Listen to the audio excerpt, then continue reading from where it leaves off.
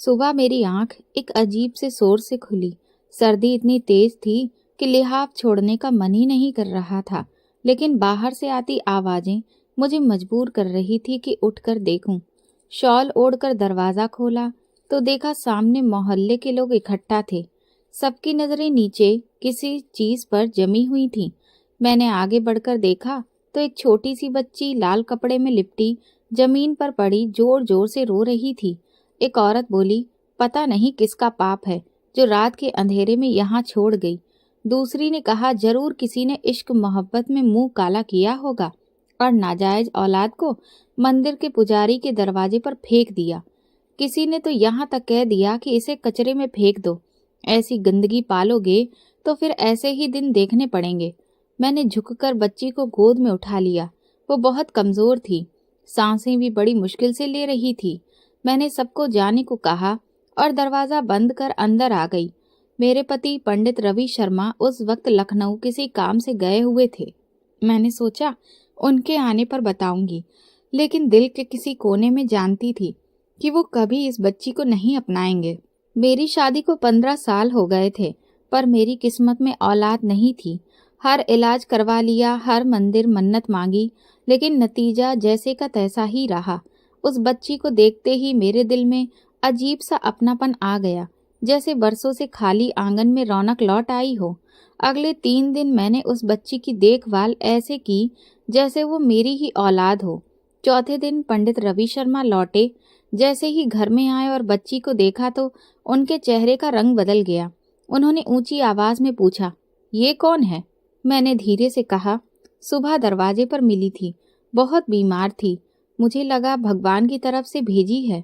उन्होंने गुस्से में कहा, तुम्हें किसने हक दिया बिना पूछे किसी का बोझ घर लाने का? अपनी औलाद तो कोई ऐसे नहीं छोड़ता। मैंने कहा, आप धर्म के आदमी हैं, इस तरह कैसे बोल सकते हैं? पंडित रवि शर्मा ने नजरें फेर ली और बोले, ये बच्ची यहाँ एक दिन भी नहीं रहेगी। मैं चुप हो गई, लेकिन रात को बच्ची को सीने से लगाए सोचती रही, अगर मैं भी सबकी तरह इसे छोड़ देती तो क्या भगवान मुझसे खुश होते? दिल ने कहा, मैंने जो किया सही किया। अगले दिन उन्होंने सख्ती से कहा, इसे अनाथालय छोड़ आओ। मैंने साफ मना कर दिया और कहा, ये अब मेरी जिम्मेदारी है, भगवान ने दिया है तो वही रखेगा। वो नाराज हो गए और कई दिन मुझसे बात नहीं की, लेकिन मैंने बच्ची को छोड़ा नहीं। उसका नाम मीरा रखा और रोज उसके लिए प्रार्थना करने लगी। मोहल्ले वाले अभी भी बातें बनाते, लेकिन मैंने सुनना बंद कर दिया। बच्ची रात को रोती तो पंडित जी चिढ़ जाते। कई बार डांटा, लेकिन मैं चुप रही। मैं जानती थी जिस दिन ये बच्ची मेरे दिल से निकल गई वो दिन मेरी आत्मा का अंत होगा। 2 हफ्ते में बच्ची कुछ ठीक हो गई थी, चेहरा खिलने लगा था। मेरी दुनिया उसी के इर्द गिर्द घूमने लगी। एक दिन मंदिर से लौटकर उन्होंने कहा, मोहल्ले वाले बातें कर रहे हैं, अभी भी वक्त है, इसे छोड़ दो। मैंने कहा, अगर आपको भगवान की मर्जी मंजूर नहीं तो कम से कम मेरी मर्जी का सम्मान करें। वो चुप हो गए और आगे कुछ नहीं कहा। मैंने मीरा के लिए छोटे कपड़े बनवाए, झूला लिया और रोज उसे मंत्र सुनाने लगी। वो जब मुस्कुराती तो लगता सारी दुनिया मेरे कदमों में आ गई। एक रात बच्ची ज्यादा रोने लगी, शायद पेट में दर्द था। मैं झूला झुला रही थी, तभी पंडित जी गुस्से में निकले और बोले, क्या तमाशा लगा रखा है? मोहल्ले वाले क्या कहेंगे? तुम एक पाप को पाल रही हो। मैंने कहा, अगर ये पाप है तो क्या भगवान हमें इसकी परीक्षा नहीं देगा? आप धर्म की बातें करते हैं, धर्म में अनाथ पर दया करने का पुण्य बताया गया है। वो चुप हो गए, लेकिन चेहरे पर सख्ती थी। सुबह पूजा के बाद वो मंदिर चले गए और दोपहर तक नहीं लौटे। मैं समझ गई वो कुछ सोच रहे हैं, शायद दिल में नरमी आ रही हो, लेकिन मानना नहीं चाहते। उसी दौरान मेरी सहेली नैना आई। वो जानती थी मैं कितने सालों से औलाद के लिए तड़प रही हूँ। जब मीरा की बात बताई तो उसकी आंखें भर आईं। बोली, ये भगवान का आशीर्वाद है जिसने तुझे माँ बना दिया और मीरा के लिए फ्रॉक दी। बोली, माँ बनने के लिए सिर्फ जन्म देना जरूरी नहीं। उस दिन मेरा दिल हल्का हो गया। रात को पंडित जी लौटे, हाथ में मंदिर की कुछ किताबें थीं। सीधे कमरे में चले गए। मैंने खाना रखा लेकिन बाहर नहीं आए। मैं जानती थी उनके अंदर कुछ टूट रहा है, लेकिन वो मान नहीं रहे। अगले दिन उन्होंने कहा, मीरा के लिए कोई और इंतजाम करेंगे। मैंने हिम्मत करके कहा, अगर आपको मेरी बात का भरोसा नहीं तो भगवान एक दिन आपको निशानी दिखाएगा जो आपका दिल बदल देगी। कुछ दिन ऐसे ही बीते।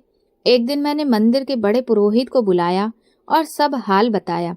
उन्होंने नरमी से कहा, ये बच्ची भगवान की तरफ से तुम्हारे लिए इम्तिहान भी हो सकती है और इनाम भी। शास्त्रों में लिखा है, अनाथ के सिर पर हाथ फेरने वाले के हाथ स्वर्ग में चमकते हैं। पंडित रवि शर्मा चुप सुनते रहे। कुछ दिन बाद मीरा को तेज बुखार हो गया। मैं उसे अस्पताल ले गई। डॉक्टर ने कहा शरीर कमजोर है, ध्यान रखना होगा। मैं दिन रात उसकी देखभाल करने लगी। पंडित जी ने भी थोड़ी नरमी दिखाई। रात को खाने पर पहली बार पूछा, कैसी है? मैंने कहा बेहतर है, लेकिन उनकी आंखों में पूरी स्वीकार्यता अभी नहीं थी। एक दिन मंदिर की कमेटी की मीटिंग हुई, जिसमें उनका मानदेय बढ़ाने और एक प्लॉट खरीद कर उनके लिए मकान बनाने का फैसला हुआ। वो घर आए तो चेहरे पर खुशी थी। बोले, भगवान ने कृपा की, मंदिर वालों ने सेवा के बदले मकान देने का वादा किया। मैंने कहा, देखा, ये बच्ची हमारे लिए तरक्की है। उन्होंने नजरें चुरा ली और कुछ नहीं बोले। मैं समझ गई, कभी कभी सच सामने होते हुए भी आदमी अपने अहम के कारण नहीं मानता। महीने भर में उनकी शक्ति और कम हो गई। वो दूर से मीरा को देखते लेकिन पास आने की हिम्मत नहीं जुटाते। एक दिन कमेटी के पैसे निकलने की खबर आई तो मेरे मन में अजीब खुशी हुई।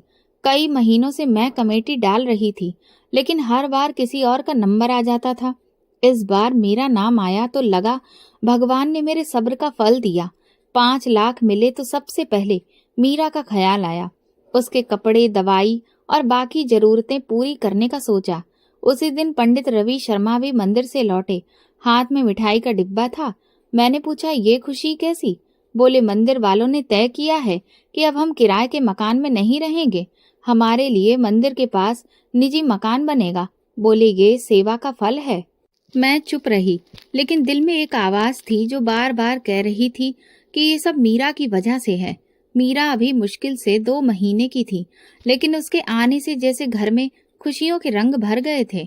मैं रोज उसके साथ वक्त गुजारती, पता ही नहीं चलता दिन कैसे निकल जाता। रात में जब वो रोती तो मैं उसे लोरियां सुनाती और वो मेरे सीने पर सर रखकर सो जाती। कमेटी के पैसों से मैंने उसके लिए एक झूला लिया, नया गद्दा बनवाया, कुछ गर्म कपड़े और उसकी दवाइयों के लिए एक छोटा सा डब्बा रख लिया ताकि वक्त पर सब मिल सके। मुझे इन पैसों में अपनी जरूरत से ज्यादा उस बच्ची का हक नजर आता था। एक दिन मंदिर की कमेटी के मुखिया ने पंडित रवि शर्मा को बुलाया और जमीन के कागज उनके हाथ में दिए। पंडित जी घर आकर चुपचाप बैठ गए। मैंने देखा उनकी आंखों में नमी है। पूछा तो बोले, भगवान की मेहरबानी से भी डर लगता है क्योंकि हम गुनाहगार हैं।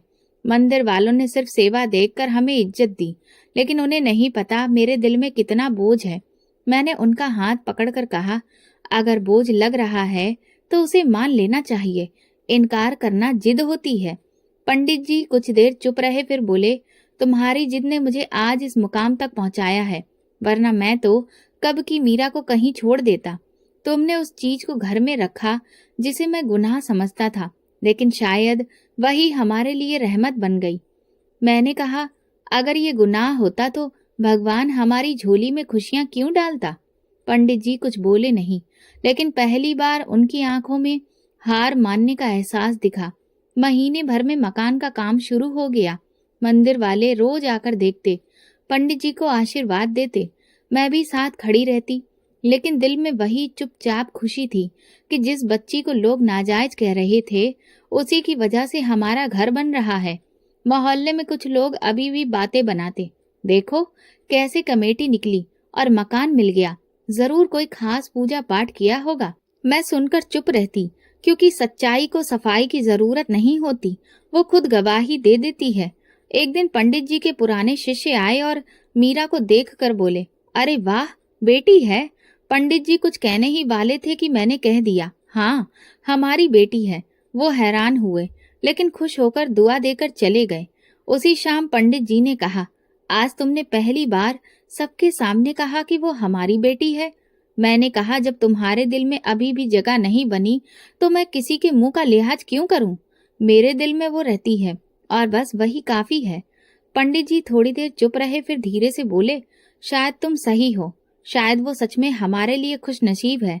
ये सुनकर मुझे यकीन हो गया कि मेरा रास्ता सही है। अगर भगवान चाहे तो गुनाह को पुण्य में बदल देता है।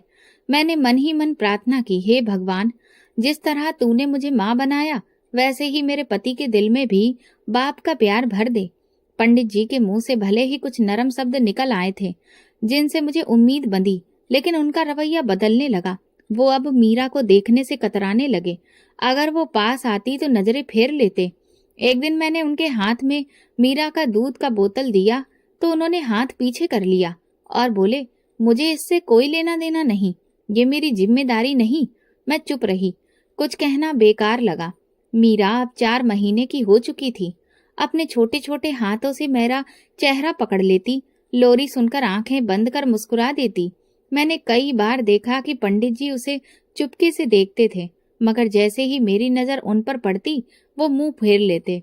एक रात मीरा को हल्का बुखार हो गया। मैं उसे गोद में लेकर उसका माथा सहला रही थी।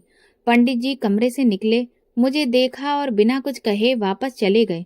सुबह मैं दवा लेने गई तो मोहल्ले की एक औरत ने कहा, पंडित जी को तो अभी भी यकीन नहीं है कि ये बच्ची घर में क्यों है। वो कहती थी, पंडित जैसे लोग अगर नाजायज को पनाह दें तो लोग किसको बुरा कहेंगे। मैं चुपचाप वहां से हट आई। घर आकर पंडित जी से कहा, लोग अभी भी बातें कर रहे हैं, आपका नाम भी सवालों में है। अगर ये आपको बोझ लगती है तो मुझे इजाजत दें, मैं कहीं और चली जाऊं। पंडित जी गुस्से में बोले, धमकी मत दो, ये घर तुम्हारा है, लेकिन इस गुनाह की पोटली को मेरे फैसलों पर असर मत डालने दो।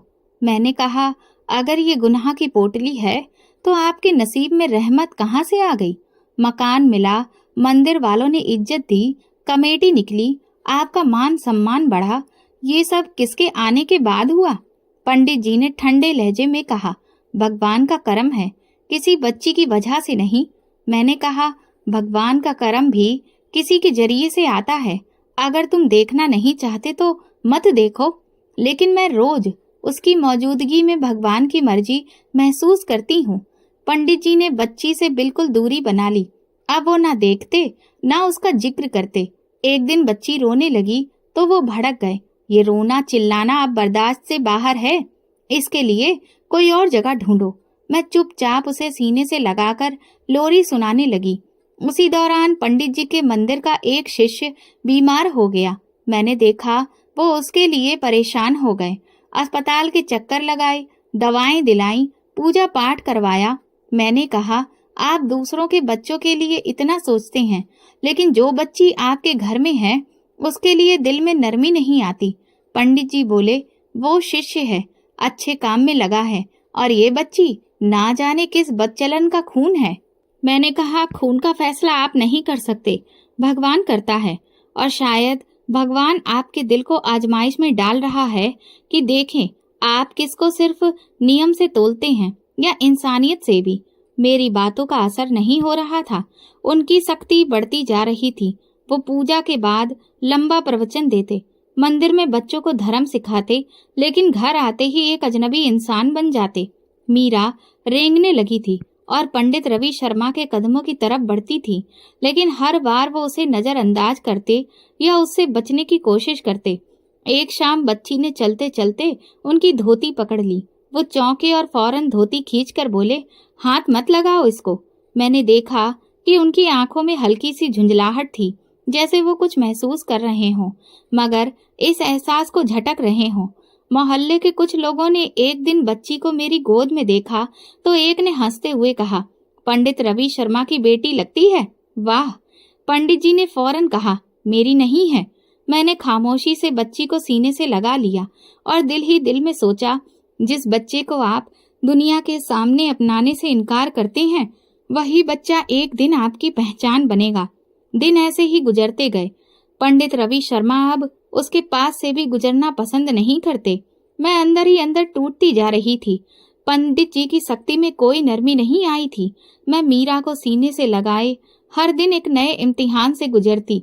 उसी दौरान मेरे शरीर में कुछ बदलाव महसूस होने लगे। शुरू में मैंने नजरअंदाज किया, लेकिन जब चक्कर आने लगे और खाने की खुशबू से उल्टी होने लगी तो मैं परेशान हो गई। मैं करीबी क्लिनिक गई। लेडी डॉक्टर ने कुछ सवाल किए और फिर एक टेस्ट करवाने को कहा। टेस्ट के बाद जब वो रिपोर्ट देख रही थी तो उसकी पेशानी पर बल आ गए। मैं सोच रही थी कि कहीं कोई बड़ी बीमारी ना हो। वो खामोशी से बोली, आप प्रेग्नेंट हैं? मैंने यकीन न होने के अंदाज में पूछा। क्या वो हंसकर बोली, हाँ, 3 महीने का प्रेगनेंसी है। आपको अंदाजा भी नहीं था? मैंने कहा, नहीं, बल्कि मुझे तो यकीन था कि मेरे अंदर बच्चा पैदा करने की क्षमता नहीं। डॉक्टर ने पुरानी रिपोर्ट देखने को कहा। मैंने बताया कि बरसों पहले बहुत से टेस्ट करवाए। सबने कहा कि मैं बांझ हूँ, बच्चा होना मुमकिन नहीं। वो कुछ देर सोचती रही, फिर बोली, मेडिकल साइंस भी हर सवाल का जवाब नहीं दे सकती। ये भगवान की मर्जी है, वो चाहे तो बांझ को भी माँ बना दे। मैं घर आकर चुपचाप मीरा को गोद में लेकर बैठ गई। मेरा दिल कांप रहा था, खुशी भी थी, डर भी। पंडित जी के सामने ये खबर कैसे रखूंगी? कई घंटे गुजर गए। शाम हुई तो पंडित जी घर आए। मैंने खाने के बाद खामोशी से कहा, मुझे आपसे एक बात करनी है। वो गंभीर हुए बोले, हाँ कहो। मैंने कहा, मैं प्रेग्नेंट हूँ। वो कुछ देर मुझे देखते रहे जैसे सुन न पाए हों, फिर धीरे से बोले, क्या कहा? मैंने दोहराया।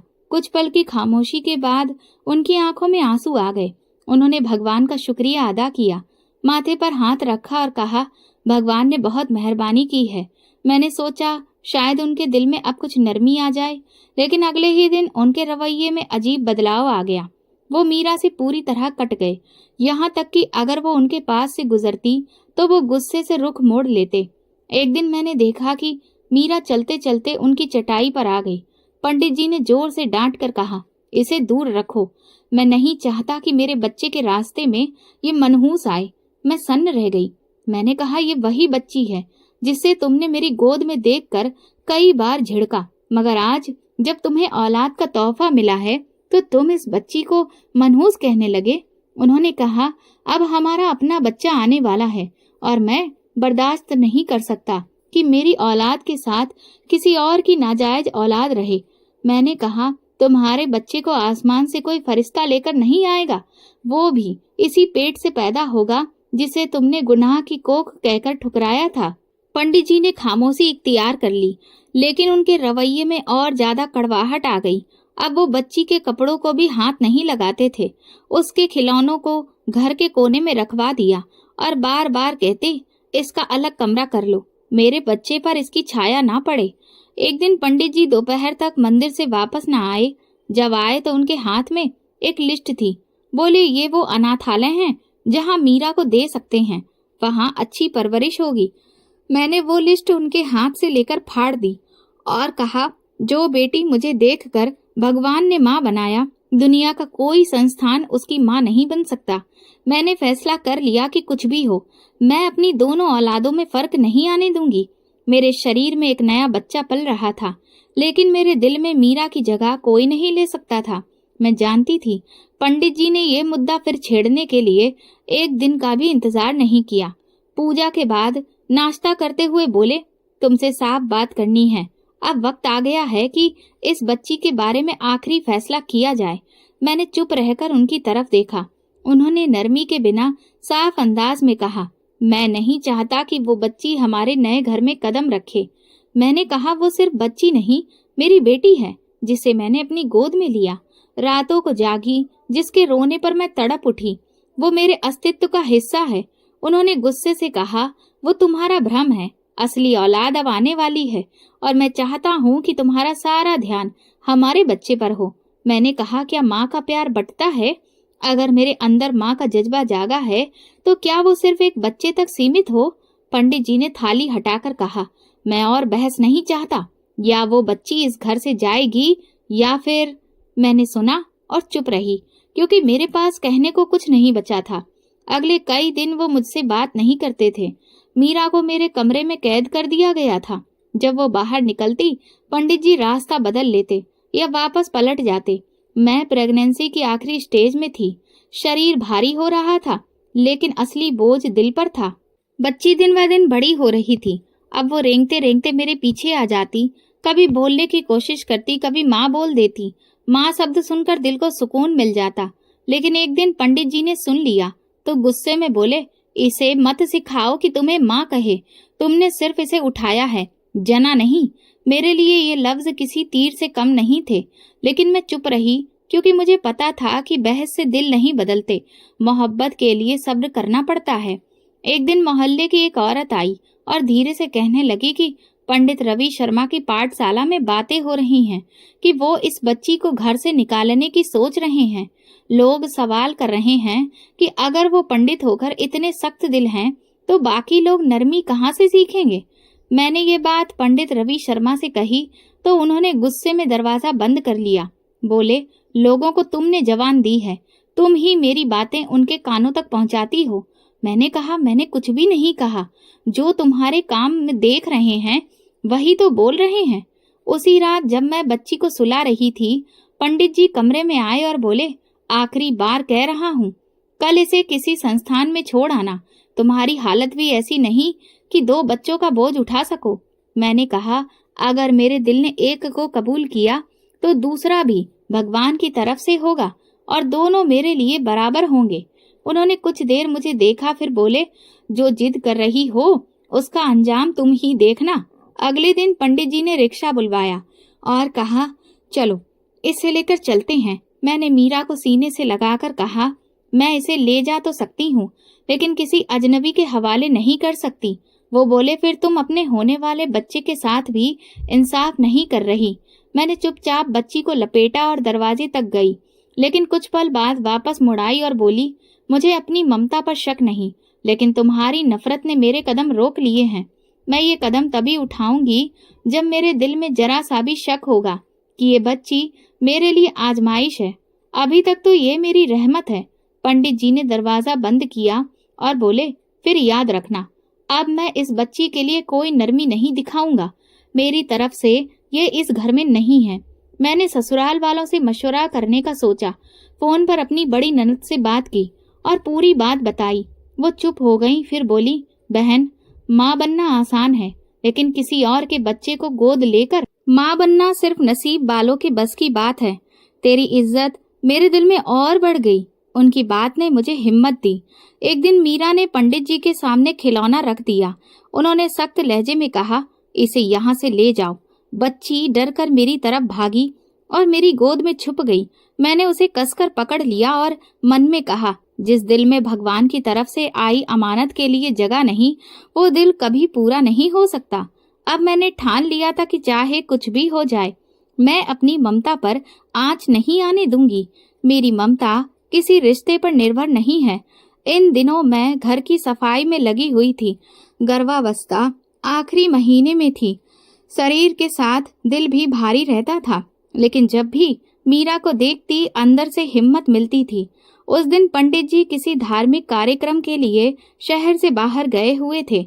मैंने सोचा कमरे और स्टोर की सफाई पूरी कर लूं ताकि नए बच्चे के आने से पहले सब ठीक हो जाए। स्टोर में पुराने कपड़ों की गठरी पड़ी थी जो सालों से नहीं खुली थी। मैंने गठरी खोली, कपड़े एक एक करके निकालने लगी। उन्हीं में वही लाल चादर थी जिसमें मीरा लिपटी हुई दरवाजे पर मिली थी। मैं कुछ पल उसे हाथ में थामे खामोश रही। वो चादर वक्त का पुराना गवाह थी जिससे मेरा रिश्ता भावनाओं से जुड़ा था। चादर झाड़ रही थी कि एक पर्ची जमीन पर गिर गई। मैंने पर्ची उठाई, सोचा कोई पुरानी रसीद होगी, लेकिन जैसे ही नजर पड़ी तो दिल की धड़कन रुक गई। लिखा था, ये आपकी बेटी है। मैं आप पर बोझ नहीं डालना चाहती, लेकिन मेरी जिंदगी खत्म हो रही है। कैंसर आखिरी स्टेज पर है।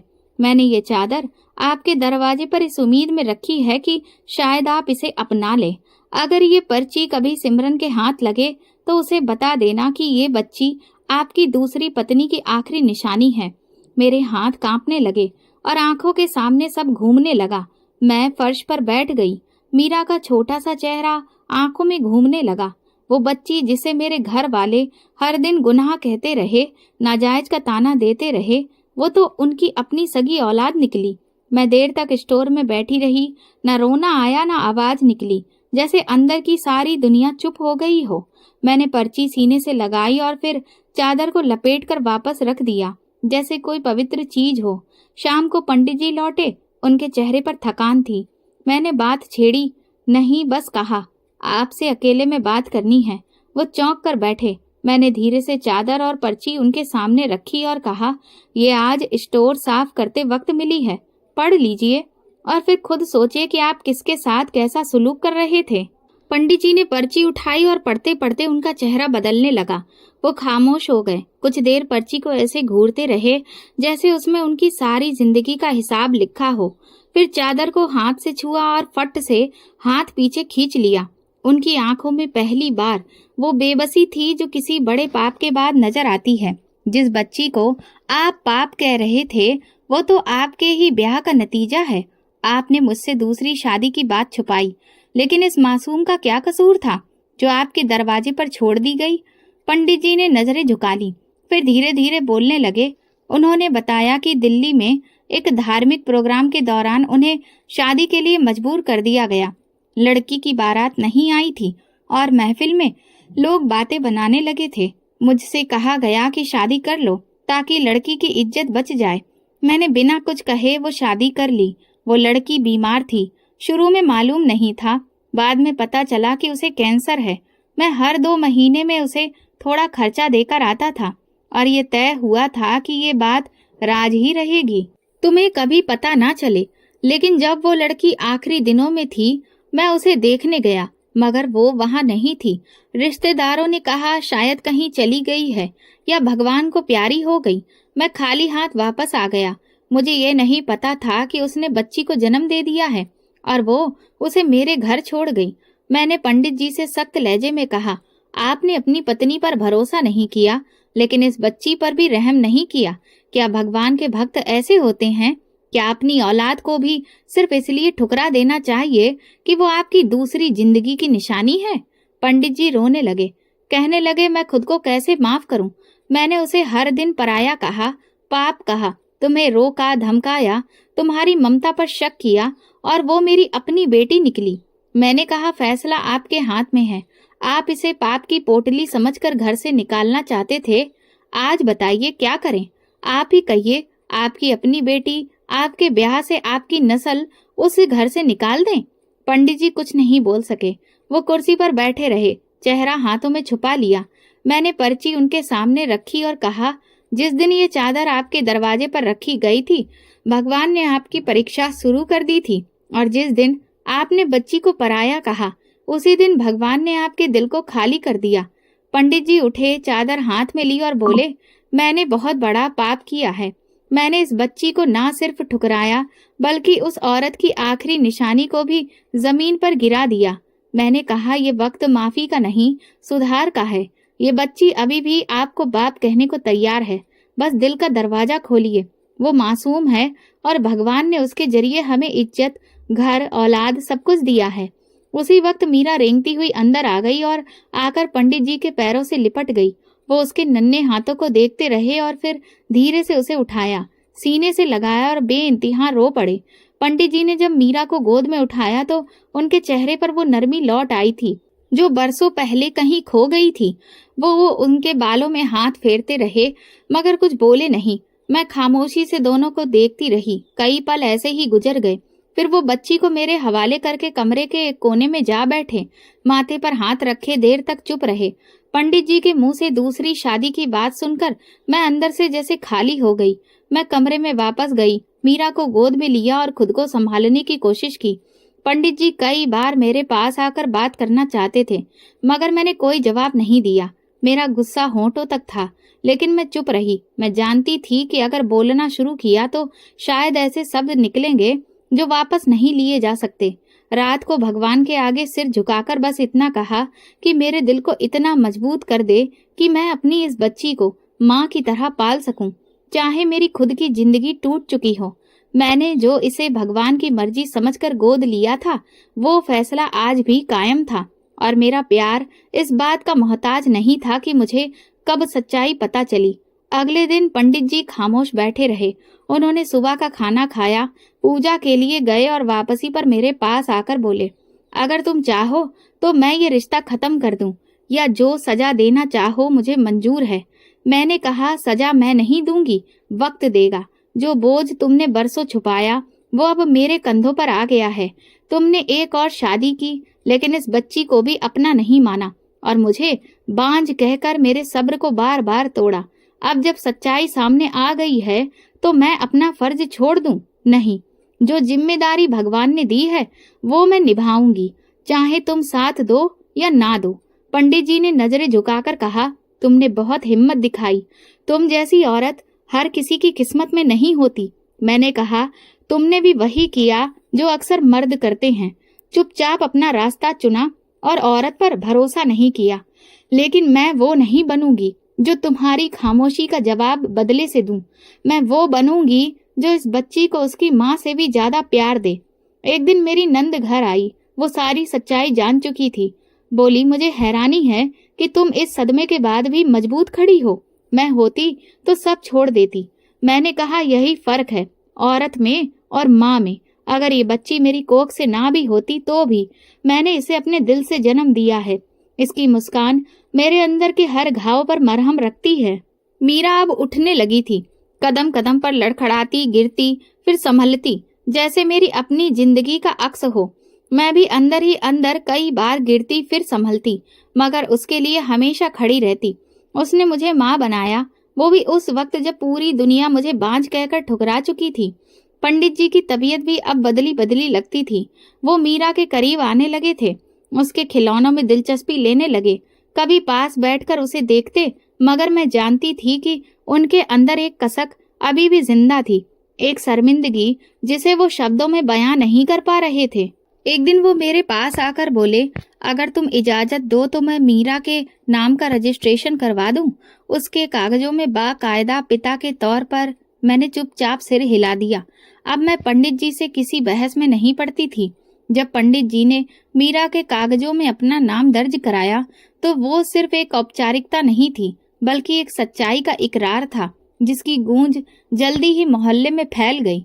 लोग जो पहले बस अंदाजे लगा रहे थे, अब सवाल करने लगे। मंदिर के बाहर, औरतों की महफिलों में, बाजार की गलियों में, दीवारों के किनारे, हर जगह बातें होने लगी कि पंडित जी ने दूसरी शादी की और अब उनकी एक बेटी भी है जो बरसों छुपाई गई। कुछ लोग हैरान थे, कुछ नाराज, और कुछ ऐसे भी थे जिन्होंने मेरी तरफ उंगलियां उठाना शुरू कर दी। मैं मंदिर के गेट से होकर घर आती तो औरतें काना फूसी करती, कुछ मुंह फेर लेती। एक दिन सब्जी वाला बोला, बहन जी, आप तो बहुत नेक थी, ये सब छुपाया कैसे? मैंने कुछ नहीं कहा, बस खामोशी से सब्जी लेकर आगे बढ़ गई। मोहल्ले की औरत मेरे घर आई, बोली, हमें तो लगा था आप मिसाल हो औरतों में, ये क्या निकली? मैंने कहा, अगर किसी अनाथ बच्ची को पालना गुनाह है तो हाँ, मैं वही हूँ जो तुम सोच रही हो। वो कुछ देर चुप रही, फिर बोली, पर जिस मर्द ने तुम्हें बरसों धोखे में रखा, उसे कैसे माफ किया? मैंने कहा, माफ करना इसलिए नहीं कि वो माफी के लायक था, बल्कि इसलिए कि मैं खुद को सुकून देना चाहती थी। अगर मैं बदला लेती तो शायद आज मीरा को माँ का प्यार ना मिलता। लोगों के सवालों से ज्यादा पंडित जी की चुप्पी मुझे खाए जा रही थी। वो घर आकर चुप रहते, मंदिर जाते, पूजा कराते, मगर आंखों में हमेशा शर्मिंदगी झलकती। एक दिन मैंने कहा, अगर अब सबको पता चल ही गया है तो छुपने का क्या मतलब? मंदिर के लोगों से बात करो, सफाई दो। उन्होंने सर झुका के कहा, मैं रोज अंदर से टूट रहा हूँ, लेकिन तुम्हारे जितना हौसला मुझ में नहीं है। इस बीच मेरी प्रेगनेंसी के आखिरी दिन शुरू हो गए थे। शरीर के साथ साथ दिमाग भी भारी होता जा रहा था। मीरा हर वक्त मेरे पीछे पीछे रहती। अब वो बोलना सीख गई थी, छोटे छोटे वाक्य बोलती, मेरी गोद में सर रख के सो जाती। एक दिन उसने पूछा, माँ, सब लोग हमें क्यों बुरा कहते हैं? मैंने कहा, बेटी, सच बोलने वालों को दुनिया हमेशा बुरा कहती है, लेकिन सच के साथ खड़े लोगों पर भगवान का आशीर्वाद होता है। अब मेरी हालत ऐसी थी कि ज्यादा देर खड़ी भी नहीं रह पाती थी। एक दिन बाजार गई तो एक औरत ने पीछे से आवाज दी, ये वही है ना जिसका पति दोहरा चेहरा रखता था? मैंने पलटकर नहीं देखा, लेकिन दिल के अंदर कहीं दर्द सा उठा। घर आई तो मीरा मेरे सामने आई, मुस्कुराते हुए बोली, माँ, मैंने तस्वीर बनाई है। वो कुछ बेतरतीब लकीरें थी, लेकिन एक खाका साफ दिख रहा था। उसने मुझे और खुद को साथ साथ बनाया था और बीच में एक दिल भी बना दिया था। मैंने वो कागज सीने से लगा लिया।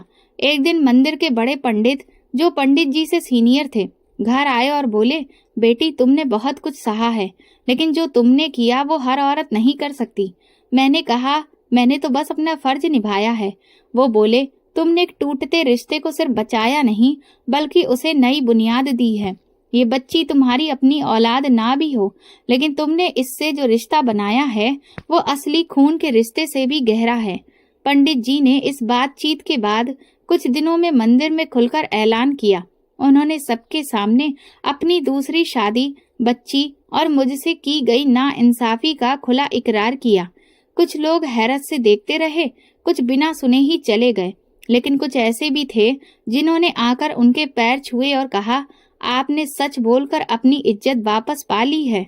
इस इकरार के बाद भी ताने खत्म नहीं हुए, लेकिन मेरे दिल को एक सुकून जरूर मिला। पंडित जी के मंदिर में किए गए इकरार के बाद घर के माहौल में जैसे खामोशी सी आ गई थी। वो अब अक्सर मीरा को गौर से देखते, कभी वो कुछ बोलती तो अपने आप मुस्कुरा देते, लेकिन उनके रवैये में अभी भी एक फासले का एहसास था, जैसे दिल में नरमी तो आ गई हो, लेकिन जुबान अभी भी साथ न दे रही हो। मैं ये सब देखती और चुप रहती। मुझे पता था कि जब पछतावा अंदर तक बैठ जाता है तो इंसान के ऊपर खामोशी की चादर सी पड़ जाती है। मीरा दिन ब दिन और चुलबुली होती जा रही थी। अब वो बोलना सीख गई थी। छोटी छोटी बातों पर हंस देती, ताने मारती और हर वक्त मेरे या पंडित जी के आसपास मंडराती रहती। वो अक्सर पंडित जी के पास आकर बैठ जाती, उनके हाथ में खिलौना थमा देती, मगर वो बस देखकर सर हिला देते या हल्की सी मुस्कान दे देते। कभी कभार जब वो उनकी गोद में चढ़ने की कोशिश करती तो वो एक पल रुक कर उसे उठा तो लेते, लेकिन जल्दी से छोड़ देते, जैसे उनके दिल का बोझ उनके हाथों में टिक नहीं पाता। एक शाम मैंने देखा कि वो पूजा के बाद काफी देर तक माथा झुकाकर बैठे रहे। मैं चुपचाप दरवाजे के पीछे खड़ी थी। वो धीरे धीरे कुछ बड़बड़ा रहे थे, फिर उनकी आवाज भर्रा गई। उन्होंने सिर उठाया और रोते हुए बोले, हे भगवान, मैंने अपनी बेटी को ना पहचाना। तूने उसे मेरे लिए आशीर्वाद बनाकर भेजा और मैंने उसे गुनाह समझ लिया। मुझे माफ कर दे। ये पहली बार था जब मैंने उनकी जुबान से वो बातें सुनी जो मेरा दिल बरसों पहले महसूस कर चुका था। अगली सुबह वो मंदिर नहीं गए, चुपचाप बैठे रहे। मीरा उनके पास आई, उनकी गोद में चढ़ गई और अपने नन्हे हाथों से उनका चेहरा छूने लगी। पंडित जी ने उसे पकड़कर गोद में बिठा लिया। मीरा ने खुशी से खिलखिलाकर हंसी और उनकी दाढ़ी पकड़ ली। मैं दरवाजे पर खड़ी थी। पंडित जी की आंखें आंसुओं से भर आईं। उन्होंने मीरा को सीने से लगाया और उसके माथे पर हाथ फेर दिया। फिर मुझे बुलाकर बोले, सिमरन, आज पहली बार दिल हल्का लगा है। मैंने बरसों इस मासूम से उसका हक छीनने की कोशिश की। मैंने इसे अपनी बेटी मानने में बहुत देर कर दी, लेकिन आज ये शब्द खुद ब खुद जुबान पर आ गए। मैंने कहा, भगवान के घर देर है पर अंधेर नहीं। जिस पल आपके दिल में नरमी आई, उसी पल इस बच्ची ने आपको अपना बाप मान लिया। उस दिन के बाद पंडित जी का रवैया मीरा के साथ बदल गया।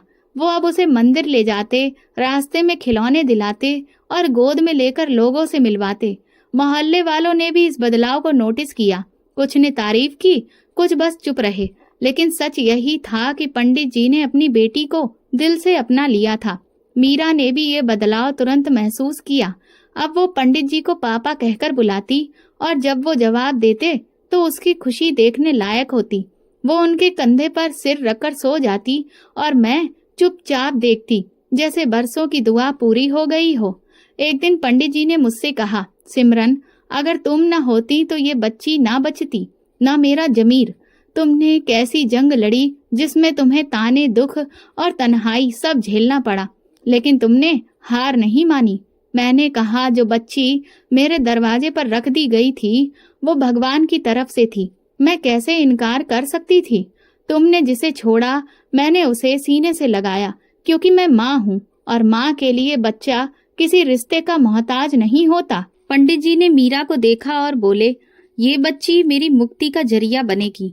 मैंने बरसों का बोझ ढोया, लेकिन इसके एक मासूम स्पर्श ने सब हल्का कर दिया। उनकी ये बातें सुनकर मैंने दिल ही दिल में भगवान का शुक्र अदा किया। मुझे पता था कि सच्चाई की रोशनी उनके दिल में उतर चुकी है और ये आंसू सिर्फ पछतावे की नहीं बल्कि उस मोहब्बत की हैं जो बरसों बाद उनके दिल में जगह बना चुकी है। जिस दिन पंडित जी ने पहली बार मीरा को सीने से लगाकर रोए थे, उस दिन मुझे यकीन हो गया था कि मेरी कुर्बानी बेकार नहीं गई। कुछ हफ्तों बाद मेरा बेटा पैदा हुआ, सेहतमंद, खूबसूरत और बिल्कुल शांत स्वभाव का। मैंने उसका नाम आदित्य रखा। जब मैंने मीरा को आदित्य के पास लिटाया तो उसने उसे चूम कर कहा, ये मेरा भाई है ना? मैंने हाँ में सिर हिलाया तो वो खुशी से ताली बजाने लगी। मेरा दिल भर आया। मेरे लिए दोनों बच्चे एक ही जैसे थे।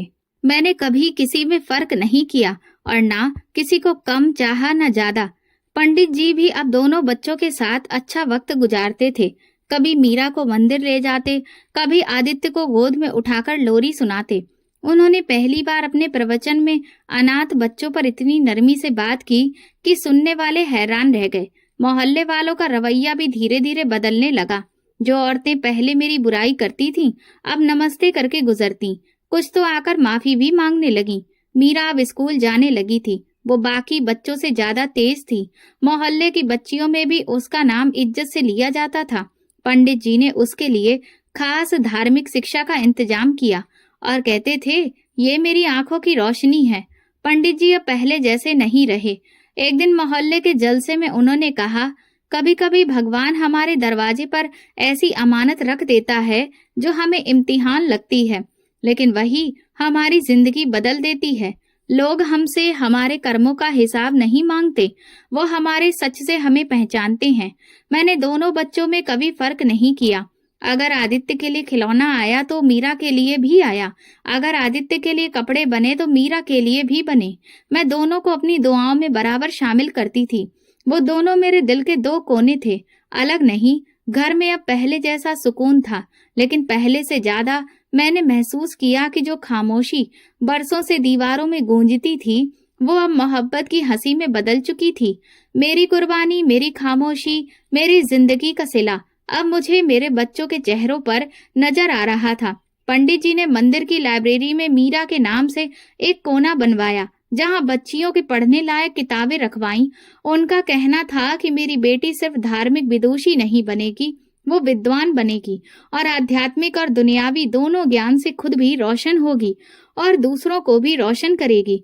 एक दिन मीरा मेरे पास आकर बोली, माँ, जब मैं छोटी थी तो आपने मुझे क्यों अपनाया? मैंने उसे गोद में लेकर कहा, बेटी, उस दिन भगवान ने मेरे दिल में तुम्हारे लिए माँ का दर्द डाल दिया था, और जिस दिल में भगवान कोई दर्द डाल दे वो कभी गलत नहीं होता।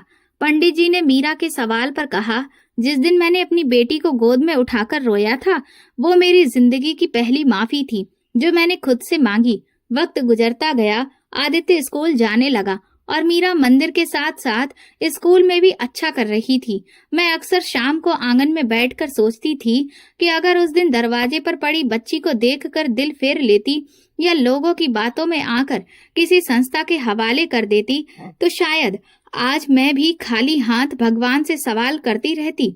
पंडित जी अब मीरा को पूरी तरह अपनी बेटी मानते थे।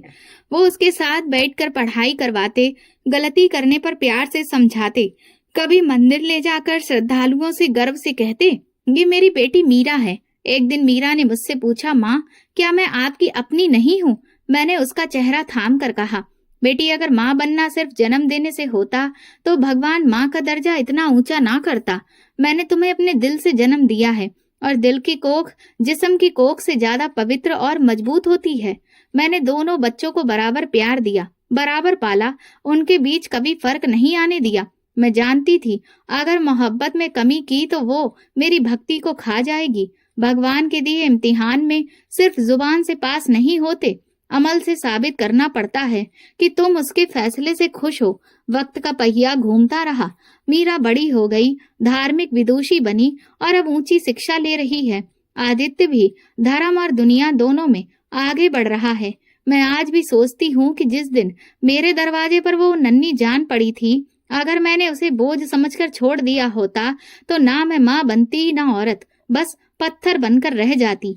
ये कहानी सिर्फ मेरी नहीं, हर उस औरत की है जो अपनी ममता को किसी रिश्ते की मोहताज नहीं बनने देती। जो किसी बच्चे के सिर पर हाथ रखती है तो भगवान उसके सिर पर अपना साया रखता है और ये संदेश हर उस शख्स के लिए है जो रिश्तों को सिर्फ खून से तोलता है। भगवान के यहाँ नियत का खून ज्यादा पवित्र होता है और यही मेरी जिंदगी का सच है, यही मेरी कहानी का अंजाम। जो दुख तुम्हें दूसरों का लगता है वही तुम्हें भगवान के करीब ले जाता है। कभी किसी को बोझ मत समझो, क्या पता वो तुम्हारे लिए रहमत का दरवाजा हो।